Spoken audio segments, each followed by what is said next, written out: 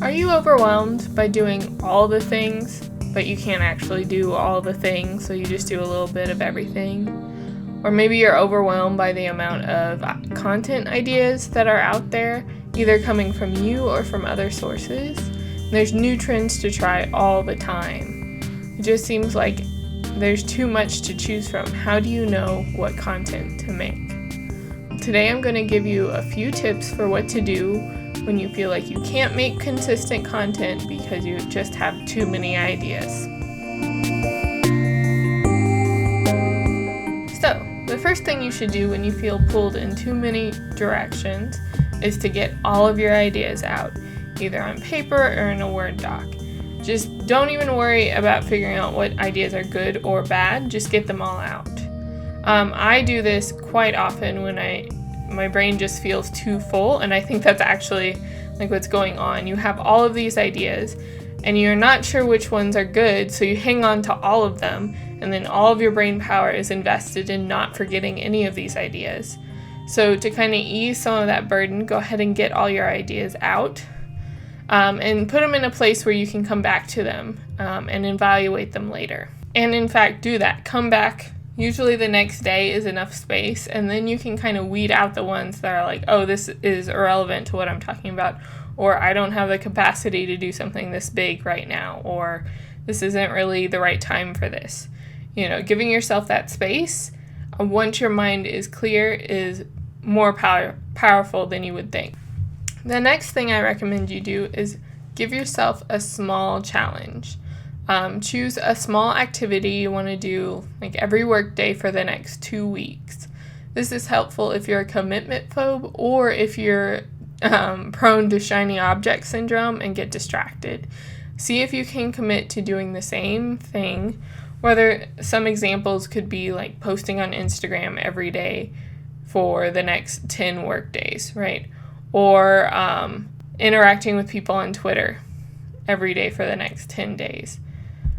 Something like that, or even working on a blog post every day for the next 10 business days. Not necessarily putting out a whole one, but do something small that feels almost too easy, but commit to doing it for at least 2 weeks.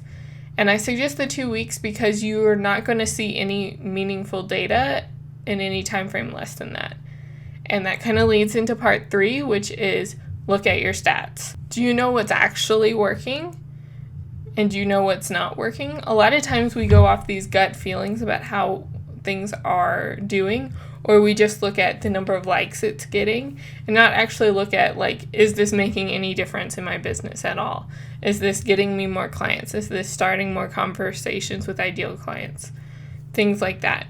If it's not making a meaningful difference in your business, even though it's getting tons of likes, it's not really worth your time, right? Likes don't pay the bills. On the other hand, it can feel like something's not really working because it's not getting a lot of likes or it's not blowing up, but maybe this one post that only got like 10 likes also converted to 2 clients. And that's a lot better than a post that got 200 likes and converted to nothing. So use stats to validate your ideas and actually give yourself real meaningful data where you can base your ideas off, because your gut a lot of times is going to be wrong.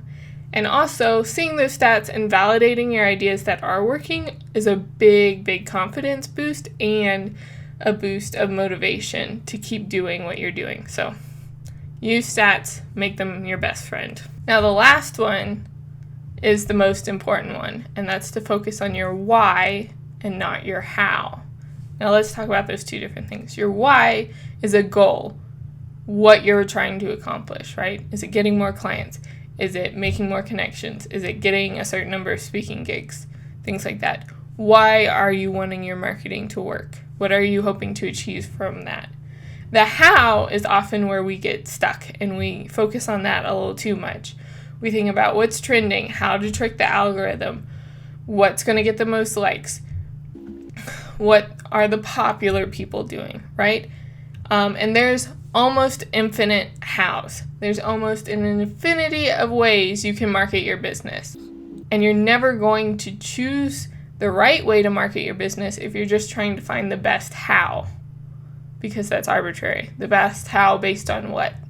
What you should be looking at is defining your why and figure out what hows most naturally serve that why. And that's how you can cut out all this stuff. You don't need the other thousands and thousands of ideas that don't matter, right? This is your why usually, almost always, isn't a permanent thing. You'll have different whys in different seasons. If you're booked out, your why probably isn't getting new clients. Maybe it's building a larger audience that maybe you can create passive income through, or it's setting up networking or getting speaking gigs, right? But in the beginning, your how is almost always get more clients, right? So your marketing will adjust based on your why. And using your why as your guidepost is going to save you a lot of headaches when it comes to trying to figure out how to market your small business. Quick recap. 1, get your ideas out, all of them. 2, start small for at least 2 weeks. 3, validate your ideas with stats. And 4, focus on your why, not your how. If this video helped you, I'd love to hear how and to hear what why you're currently focused on in your business. Thanks for watching. See you soon.